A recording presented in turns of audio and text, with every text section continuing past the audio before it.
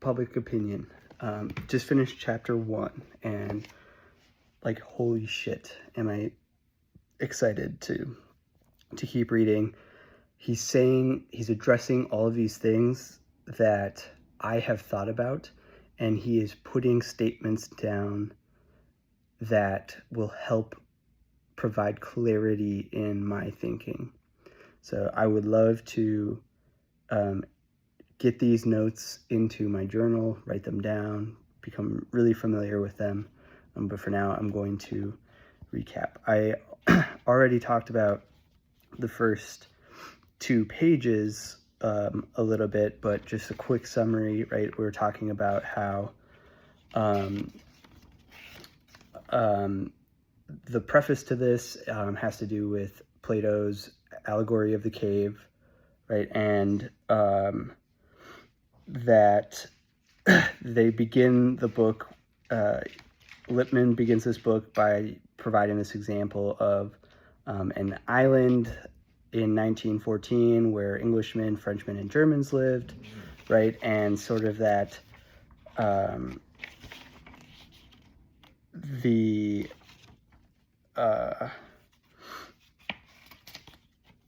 reality of the world, the belief that the world as known was the world as it was.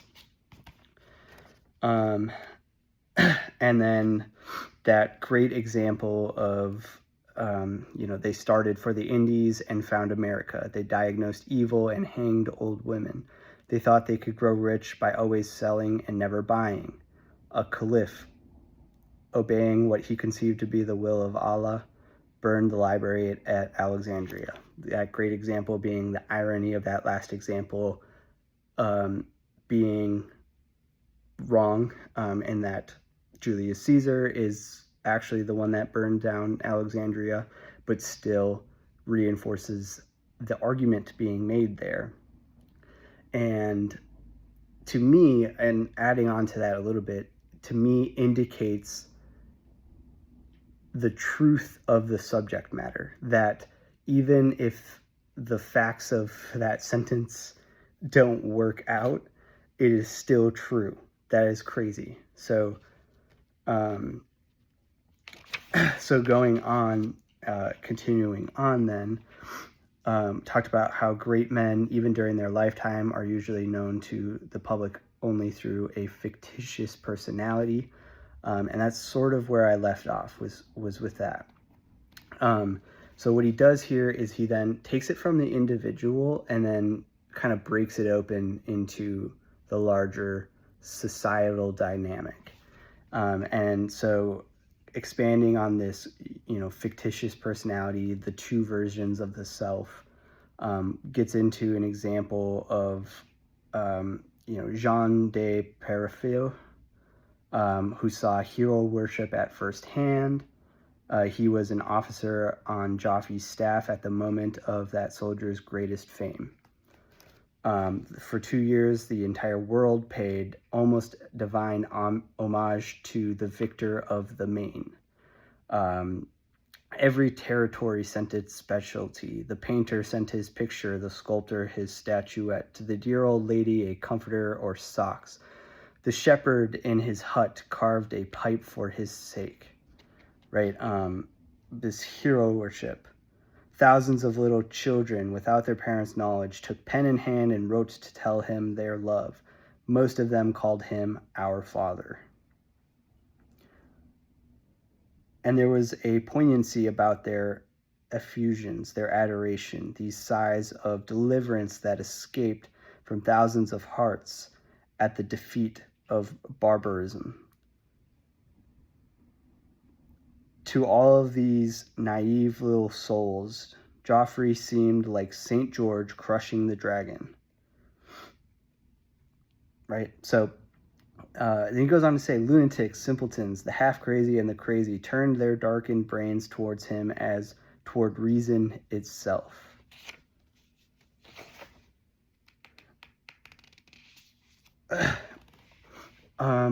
This ideal Joffrey was compounded out of the victory won by him, his staff, and his troops.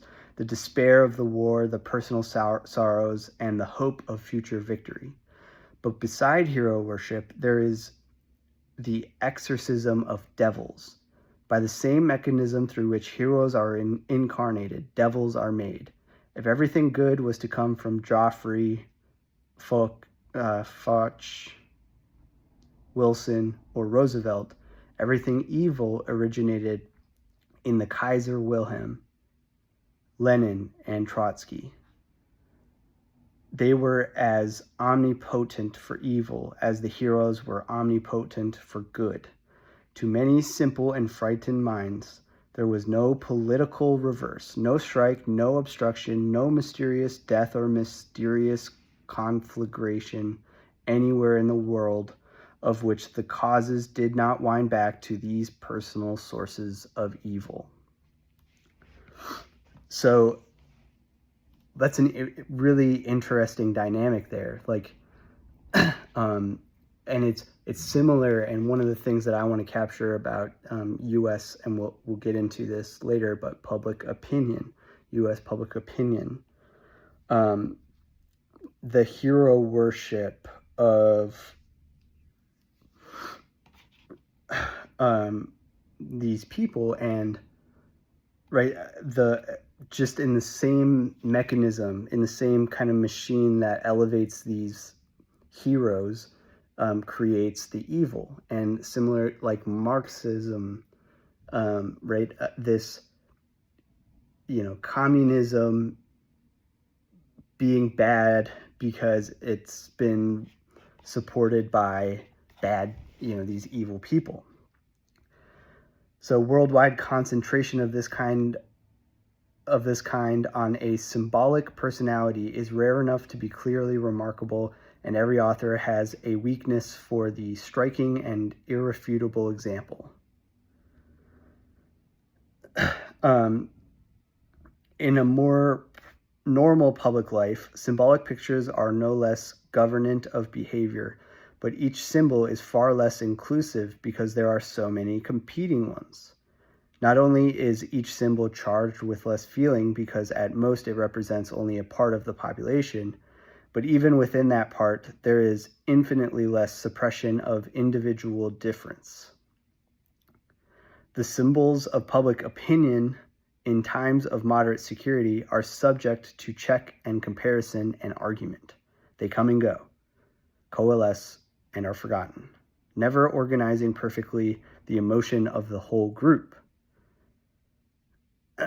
It occurs in those middle phases of a war when fear, pugnancy, and hatred have secured complete dominion of the spirit, either to crush every other instinct or to enlist it, and before weariness is felt. At almost all other times, and even in war when it is deadlocked, a sufficiently greater range of feelings is aroused to establish conflict, choice, hesitation, and compromise.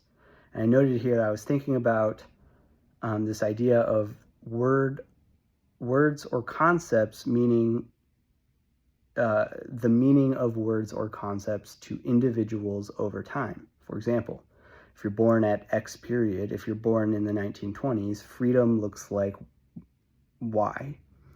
It looks like this, and that's different than someone who was born in 1996, right? But you are taught it in this same capacity that whatever your experience in that moment is your understanding of freedom. And so I argue that over time, the U.S. we are less free, oppressingly less free, but we were born at different times, but our definition of the world around us and the idea of freedom, although in reality is radically different than its original meaning, or understanding or experience, we can't decipher that. We can't know that because we aren't in that moment. So, and that's something that he addresses. So I'm loving this right now. And think then of how within each nation the symbolic picture of itself frayed. Okay, so then after, following the war, right? They had this during the war. They had these symbolic pictures of each country: Britain, the defender of public law; France, watching at the frontier of freedom; America, the crusader. And then think of how within each nation the symbolic picture of itself frayed out as party and class conflict and personal ambition began to stir postponed issues. And then of how the symbolic pictures of the leaders gave way as one by one Wilson, Clemenceau, Lloyd George ceased to be the incarnation of human hope and became merely the negotiators and administrators for a disillusioned world. Our first concern with fictions and symbols is to forget their value to the existing social order and to think of them simply as an important part of the machinery of human communication. This is critical. We're getting into these gaps in my understanding that are really important. So the issue of this like hero worship and good versus evil and these conflicts, right, is they're based on fictions and symbols. And so you need to see them for what they are, which is just machinery of human communication, propaganda. The same people who were the leaders of, America the Crusader became negotiators and administrators for a disillusioned world. So another way of seeing this is like during the wartime, and this is kind of what they get to, where like you almost can't exist without war, or why peace is so hard. It's because when there's no war to be fought and no symbolic meaning to be supporting or, aligning yourself with, then that quickly deteriorates into these lower tier conflicts, the class conflicts, insurance companies and corporations and things like that. And so it's important to recognize these things for what they are: forms of communication, interpretation of the moment. So pictures of French and German soldiers. Miss Sherwin of Gopher Prairie is aware that a war is raging in France and tries to conceive it. She has never been to France, and certainly she has never been along what is now the battlefront. Pictures of French and German soldiers she has seen, but it is impossible for her to imagine 3 million men. Go on. But Miss Sherwin has no access to the order of battle maps. And so if she is to think about the war, she fastens upon Joffrey and the Kaiser as if they were engaged in a personal duel. At that moment, I was thinking about an example from this recent trip to Minnesota for Christmas. My mom was talking about, Trump and his supporters and things like that, where unable to perceive the reality of the grand nature of all of this, she fixates on it as this personal duel between them and kind of makes her interpretation based off of that personal duel. And then goes into an example of, there was a photographer's visit to Joffrey. The general was in the office and they were going to take a picture. They noticed there were no maps on the walls. But since according to popular ideas, it is not possible to think of a general without maps, a few were placed in position for the picture and removed soon after. That's similar to that iconic picture in American history of the soldiers planting the flag after, I think, World War II. Like, that was a staged photo. It didn't happen organically, and it's to help this symbolism in public opinion. The only feeling that anyone can have about an event he does not have experience is the feeling aroused by his mental image of that event. That is why, until we know what others think they know, we cannot truly understand their acts. And then goes into, I've seen a young girl a gust of wind cracked the kitchen window. For hours, she was inconsolable. But when she was able to talk, it transpired that if a window pane broke, it meant that a close relative had died. She was there for mourning for her father, who had frightened her into running away from home. The father was, of course, quite thoroughly alive, as a telegraph inquiry soon proved. But until the telegram came, the cracked glass was an authentic message to that girl. And so I'm going to circle back here. I noted on that idea that the only feeling that anyone can have about an event is based on the mental image of that event. And I noted aphantasia there, and I keep coming back to this. I keep bringing it up, but I do wonder if my inability to visualize makes me less susceptible to the symbolism and propaganda, which allows me to kind of cut through the bullshit and decipher what is true and false a little bit better. Who knows?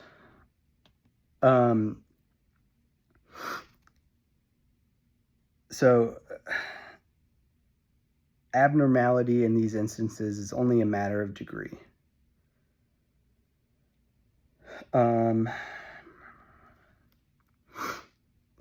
Let him cast the first stone who did not believe in the Russian army that passed through England in August 1914, did not accept any tale of atrocities without direct proof, and never saw a plot, a traitor, or a spy where there was none. Let him cast a stone who never passed on as the real inside truth what he had heard someone say who knew more than he did. I thought those lines were particularly interesting in today's landscape, particularly like Trump's people. It's on both sides right now, but Trump's people are notorious for this. And it kind of has to do with this like burden of proof and how hard it can be to change someone's perspective.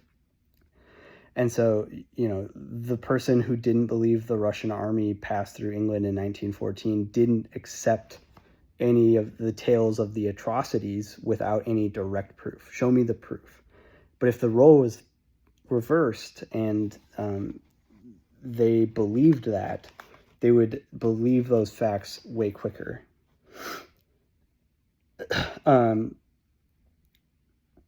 In all of these instances, we must note particularly one common factor. It is the insertion between man and his environment of a pseudo-environment. Pseudo-environment is really interesting to me right now. To that pseudo-environment, his behavior is a response. But because it is a behavior, the consequences, if they are acts, operate not in the pseudo-environment where the behavior is stimulated, where the decision to make that action is derived, but the real environment where the action eventuates.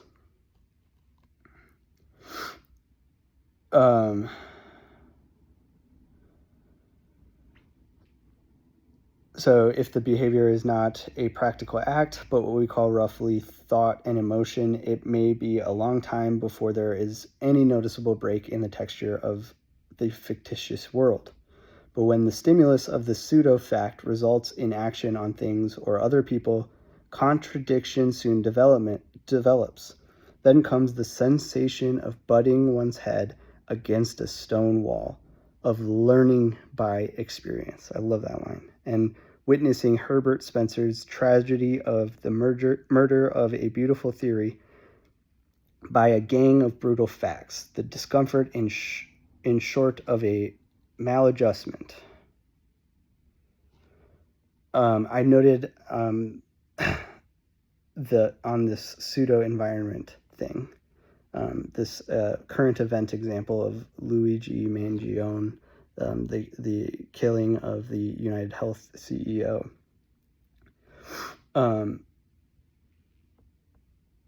which I think is fair here. But it is certainly the case that his pseudo-environment directed his action, which transpired in the real environment. Now, interestingly, it's what's the result might be is that the pseudo-environment that he was operating off of is likely that environment for a majority of people and will become, and part of the reason why I believe he will be remembered as a hero is because he will be breaking down the barrier of that pseudo environment and turning it into reality that everyone is conscious of. The analyst of public opinion must begin then by recognizing the triangular relationship between the scene of action, the human picture of that scene, and the human response to that picture working itself out upon the scene of action. I think that that's really a concise way of understanding what, if you are assessing public opinion, you have to recognize the triangular relationship between the scene of action, the event that occurred, the human picture of that scene, sort of the larger picture in humanity, the history, the current experience, etc., and then the human response to that picture working itself out. Kind of how people are interplaying with that and whatever.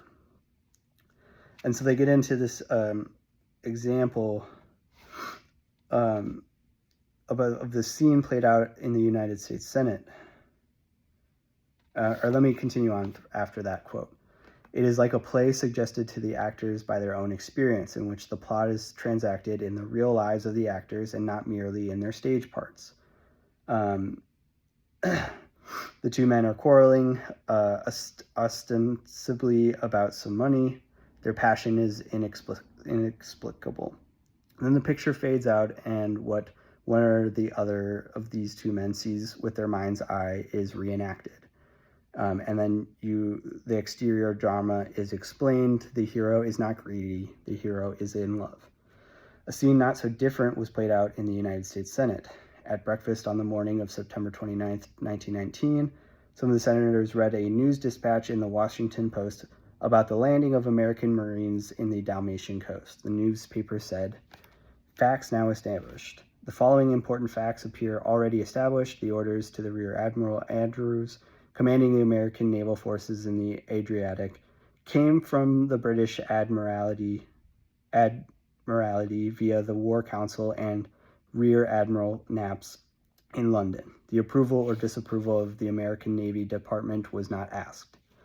Without Daniels' knowledge, Mr. Daniels was admittedly placed in a peculiar position when cables reached here, stating that the forces over which he is presumed to have exclusive control were carrying on what amounted to naval warfare without his knowledge. And then goes on to say, basically that acting on behalf of Great Britain,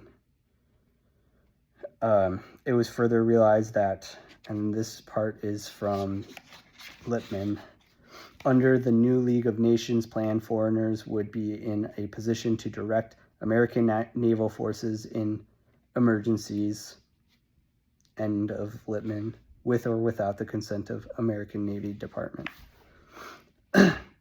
So it goes on to explain what transpired in the Senate. First senator comment is Mr. Knox. Indignantly, he demands investigation. Mr. Brandegee of Connecticut,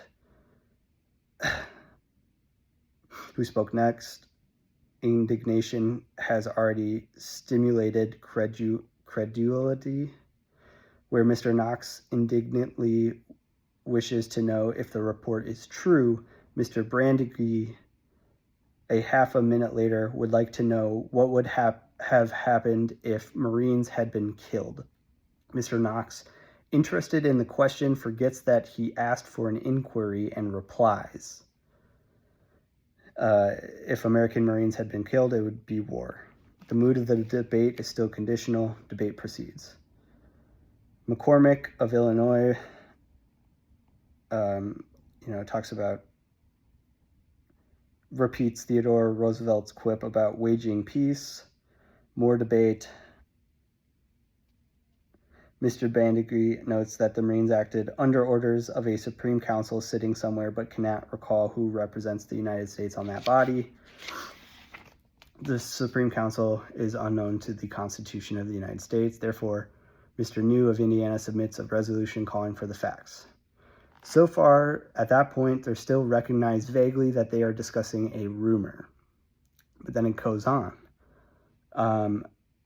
Emotionally, right, being lawyers, they still remember some of the forms of evidence, but as red-blooded men, they already experience all the indignation which is appropriate to the fact that American Marines have been ordered into war by a foreign government and without the consent of Congress. Emotionally, they want to believe it because they are Republicans fighting the League of Nations. This arouses the Democratic leader, Mr. Hitchcock.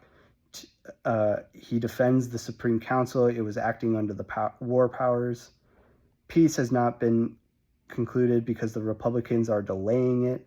Therefore, action was necessary and legal. Both sides now assume that the report is true, and the conclusions they draw are the conclusions of their partisanship. Yet this extraordinary assumption is in a debate over a resolution to investigate the truth of the assumption. It reveals how difficult it is, even for trained lawyers, to suspend response until the returns are in. The response is instantaneous. The fiction is taken for truth because the fiction is badly needed. So there's a lot to break down there, but this is something we see constantly today, where the real issue gets sidestepped by these distractions that come up. What if a Marine had been killed, right? They're speculating on speculation. It was not, and this goes on to explain that the picture of the scene in their heads was totally furnished, right? And in this case, probably with intent to deceive, by a man who cared nothing about the Adriatic, but much about defeating the League, as in the League of Nations. To this picture, the Senate responded by a strengthening of its partisan differences over the League. And then it turns out that the whole scenario wasn't even true. That they jumped to that conclusion, and it was proven that no, instead, the Italian army asked Americans to come and support them and defend them and help them, and that the Italian government thanked them for their assistance. And so nobody attacked, there was none of this malicious stuff. And so they spent this whole time debating this thing and strengthening this partisan divide. And it was largely, based on this picture that was meant to deceive, strictly for the goal, for other aims. So they took this real example and used it to fuel a fight on a completely irrelevant subject, which was the League of Nations.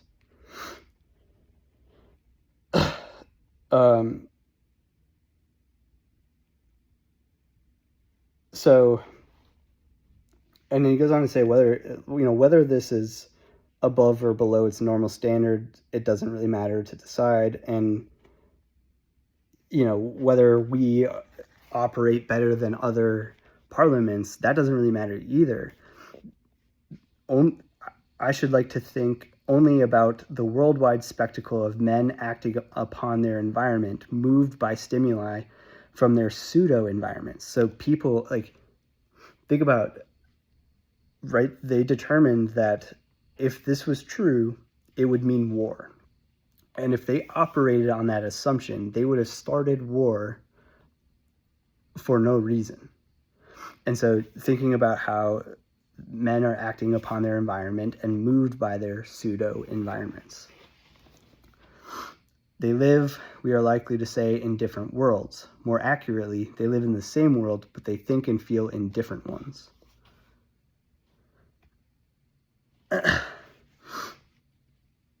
Somehow or other, for reasons often necessarily obscure as a result of domination or compromise or a log roll, there emerge from these political bodies commands which set armies in motion or make peace, conscript life, tax, exile, imprison, protect property or confiscate it, encourage one kind of enterprise and discourage another, facilitate imagination or obstruct it, improve communication or censor it, establish schools, build navies, proclaim policies and destiny, raise economic barriers, make property or unmake it, bring one people under the rule of another, or favor one class against another.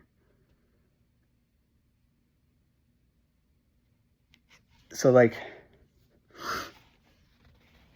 they just, again, that's supposed to be there to highlight, so one, how these people are making decisions and how they're so influenced by stimuli in a moment. Right. And again, an important thing that I forgot to like highlight was the inability to wait for the response. Everything seems so urgent, but it would be healthier to realize that acting in the name of urgency on certain matters can make the urgency worse. But then again, also, how those decisions are made and all of these different ways that it influences the entire world, really. And so the formal political structure exists in a social environment where there are innumerable large and small corporations and institutions, voluntary and semi-voluntary associations, national, provincial, urban, and neighborhood groupings, which often as not make the decision that the political body registers. And what are these decisions based? So to expect that all men for all time will go and then goes on to talk about the man next door might be a Christian Scientist, and then there's who, or the Christian who may live in a fairy tale, as his neighbors would say, or the theosophist who might be a vegetarian, and a devil worshiper, right? Like, whether or not this sort of variety is valuable, this sort of unity is shaky. Like, these people with super, super different backgrounds or understandings or interpretations of the world around them coming together to expect that all men for all time will go on thinking different things and yet doing the same things is doubtful speculation. That is to say, with so many different perceptions of the world and how to best operate, it's doubtful speculation to assume that they'll continue on thinking so vastly different, but then be willing to act and do the same things. So 4 men may meet under the same lamppost. 1 to paint it pea green as a part of a great municipal reform. 1 to read his breviary in the light of it. 1 to embrace it with accidental ardor in a fit of alcoholic enthusiasm, and the last merely because the pea green post is a conscious point of rendezvous with his young lady. But to expect this to happen night after night is unwise.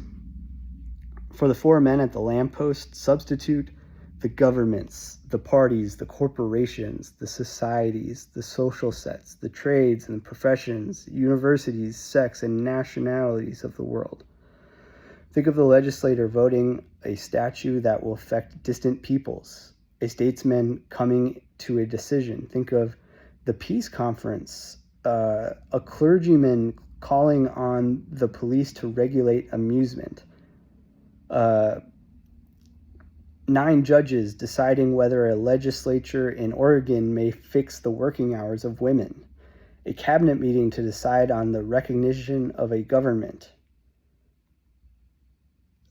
Like a boy choosing his career, a merchant estimating supply and demand for the coming season, a speculator predicting the course of the market, a banker deciding whether to put credit behind a new enterprise, the advertiser, the reader of advertisements. Think of the different sorts of Americans thinking about their notions of the British Empire or France or Russia or Mexico. It is not so different from the 4 men at the pea green lamppost. I thought that was just like, he did such a good job of painting the picture of these vastly different experiences, and there were so many more that he listed. But the context that goes around their decision making, their interpretation of the world, their understanding of it, right? And the consequences of those decisions too, right? And how do they make those decisions? As rational beings, it is worse than shallow to generalize at all about comparative behavior until there is a measurable similarity between the environments to which behavior is a response. So, talks about like there are important biological differences. So we get into this idea of nature versus nurture, right? And to generalize about behavior until there's measurable similarity between environments for which their behavior is a response, like that's important. So I think about, again, you could go back to the Luigi example. His behavior is a response to this environment that we are in. And I think many people are feeling like they are in a similar environment. And so, right, but the more to the point being, it's shallow to generalize about behavior until there's a similar enough experience in our environments.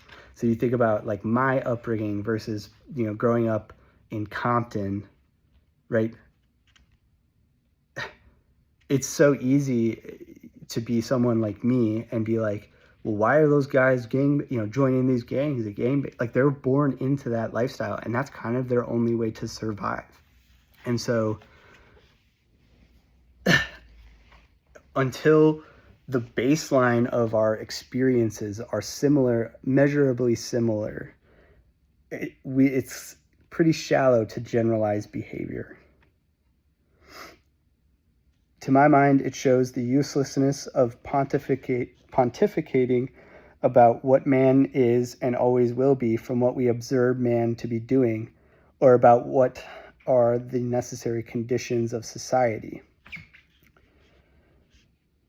And that's because the pseudo-environment is a hybrid compound of human nature and conditions. So again, it's kind of useless to think about what man is and always will be from what we observe them to be doing in this moment right now.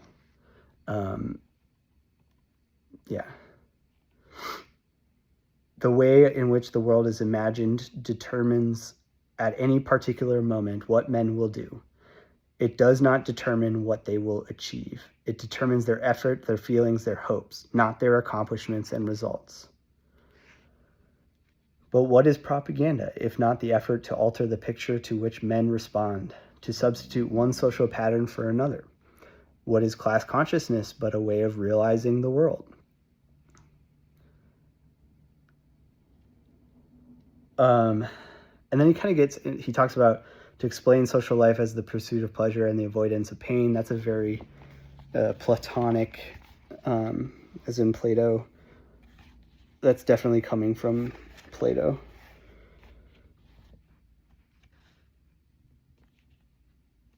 Okay, and then this last part I found really interesting. is this difference between, the psychoanalyst, on the other hand, almost always assumes that the environment is knowable, and if not knowable, then at least bearable to any unclouded intelligence. This assumption of his is the problem of public opinion. Instead of taking for granted an environment that is readily known, the social analyst is most concerned in studying how the larger political environment is conceived and how it can be conceived more successfully. The psychoanalyst examines the adjustment to an X called by him the environment. The social analyst examines the X called by him the pseudo-environment.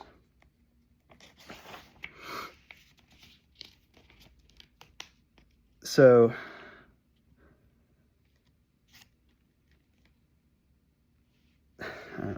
there's more I could say to that. I have to go to the bathroom really bad, so I can't. They are saying, in effect, either that society is the sort of thing which corresponds to their idea of what is normal, or the sort of thing which corresponds to their idea of what is free.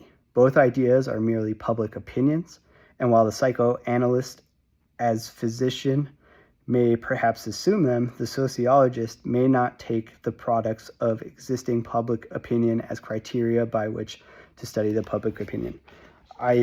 Just a quick note on this is, it seems that the social analyst, he's critiquing social analysts, which would be like sociologists today, because they are assessing, decisions or human nature based on a pseudo environment, the current world around. I think that's why things seem so crazy right now, is because the social analysts have kind of sunk their fangs into our public opinion. And then gets into what this book will be about. In the chapters which will follow, inquire first into some of the reasons why the picture inside so often misleads men in their dealings with the world outside. Under this heading, we shall consider first the chief factors which limit their access to the facts. They are artificial censorships, the limitations of social contact, the comparatively meager time available in each day for paying attention to public affairs, the distortion arising because events have to be compressed into very short messages, the difficulty of making a small vocabulary express a complicated world, and finally, the fear of facing those facts which would seem to threaten the established routine of men's lives. That got me super pumped, because it's so many of the things that I'm really interested in. I want to particularly call out the comparatively meager time available in each day for paying attention to public affairs is one that I think is a massive issue for people today. And then, all of these are probably equally important, but that, and then paired with compressed into, these events compressed into short messages, huge issue today. The analysis then turns from these more or less external limitations to the question of how this trickle of messages from the outside is affected by the stored up images, the preconceptions and prejudices which interpret, fill them out, and in their turn powerfully direct the play of our attention and our vision itself. From this, it proceeds to examine how in the individual person the limited messages from outside formed into a pattern of stereotypes are identified with his own interests as he feels and conceives them. In succeeding sections, it examines how opinions are crystallized into what is called public opinion, how a national will, a group mind, groupthink, a social purpose, or whatever you choose to call it, is formed.